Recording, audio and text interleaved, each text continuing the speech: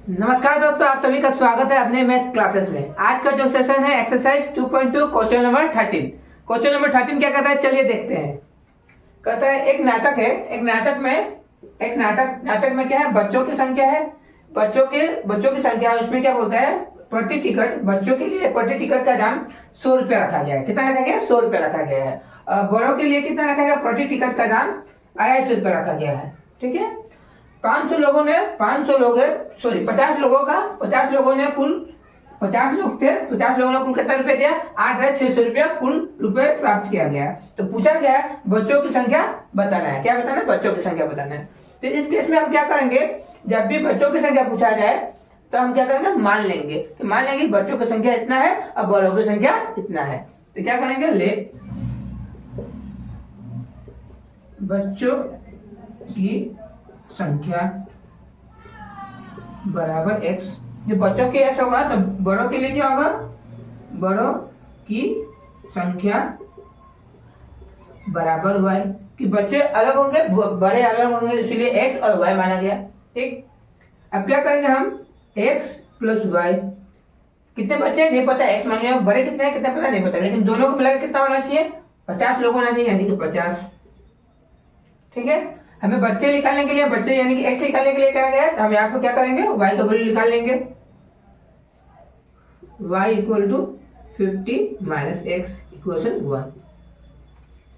Next question क्या है कि अगर हम 100 रुपये, एक टिकट का दाम 100 रुपया बच्चों के लिए, तो कुल बच्चे कितने हैं? x है, 100 इंटू x बच्चों का टिकट हो जाएगा। बूढ़ों के लिए कितना है? 250 रुपया, 250 इंटू y। बुरे का दोनों मिला देंगे तो कितने पैसे मिल जाएंगे हमें? 8,600 रुपया प्राप्त हो जाएंगे। 8,600 रुपया हमें प्राप्त हो जाएंगे, जो इसमें कहा गया है 8,600। अब इसे हम सोल्व करेंगे।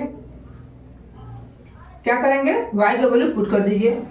100x प्लस 250, y का वैल्यू यहाँ है 50 माइनस x इक्वल टू 8,600।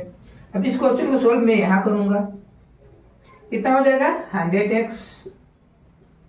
ये सेंटर में हो जाएगा, कितना होगा? 25 इंटू 5 यानी कि 12,500। ठीक है, और इसमें इंटू हो जाएगा यानी कि 250x इक्वल टू 8,600। जब इसे आप सॉल्व करेंगे, ये x है और ये x है, तो माइनस 150x, ये 8,600 और माइनस 12,500।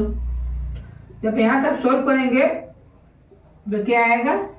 इधर जो 0 15 में 6 नहीं जाएगा, तो यानी कि 15 में से 6 गया 9, यहाँ बच गया 11, 11 में से 8 गया 3। एक 0 से 1 0 काट दिया, माइनस था, माइनस से माइनस कट हो गया। अपन 3 के पार पढ़ेंगे तो रहती है 39, 3 से 5 बार में। अब 5 से इसको काटेंगे, 5 दूना 10, 5 छके 30, 5 छके 30। ठीक है, यानी कि x इक्वल टू 26। बच्चों की संख्या कितनी हो गई? बच्चों की संख्या 26 हो गई।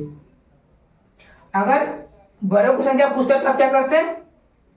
50 में से टोटल 50 था, 50 में 26 घटाने कितना आता? 24 आता है। ठीक है, नेक्स्ट क्वेश्चन की ओर बढ़ते हैं।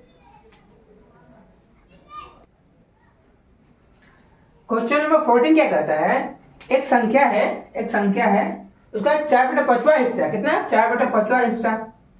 संख्या के कितने 2/3 हिस्से से 6 अधिक है। कितना अधिक है? 6 अधिक है। तो संख्या क्या है हमें नहीं पता, उसे हमें निकालना है। तो संख्या क्या होगा, चलिए हम लेट मान लेते हैं। क्या करेंगे, वो संख्या क्या है, हम मानेंगे लेट। वह संख्या बराबर क्या है? x। इसका कितना हिस्सा? 4/5वां हिस्सा। 4/5वां हिस्सा क्या होगा? 4/5वां हिस्सा, x का 4/5वां हिस्सा, यानी कि ठीक है, इसका 4/5वां हिस्सा।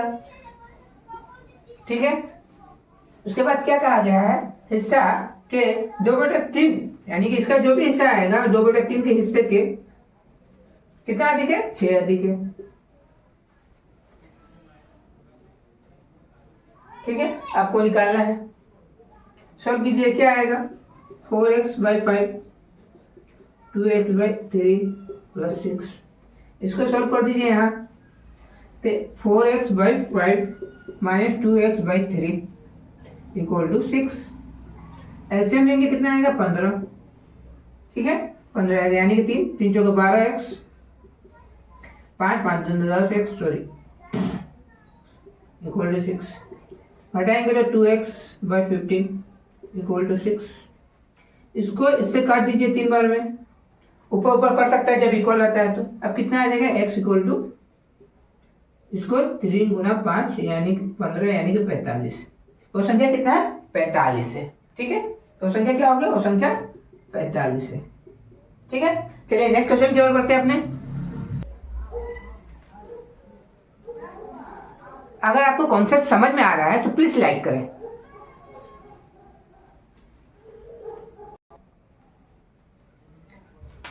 तो क्वेश्चन नंबर 15 क्या कर रहा है, चलिए देखते हैं।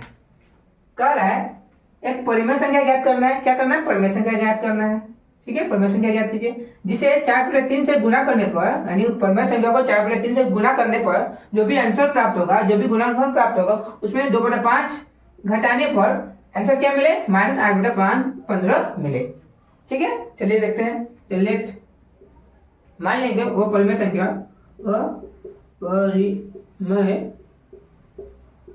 संख्या बराबर क्या है x है, ठीक है। क्वेश्चन क्या करता है देखिएगा। क्वेश्चन कह रहा है कि परिमेय संख्या को गुना करना है 4/3 से।